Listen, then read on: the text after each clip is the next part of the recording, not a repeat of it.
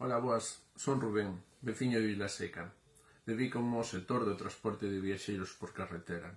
Trasmiras merece políticas novas como as do Bloque Nacionalista Galego, porque son transparentes e traballan en proxectos co fin que se fagan realidade.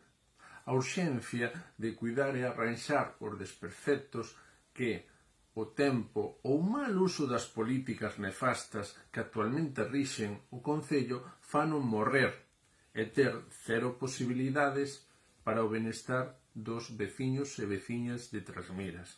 Por iso merecemos oportunidades, traballo, servizos, etc. O 28 de maio pídovos o voso apoio para o Bloque Nacionalista Galego de Trasmiras.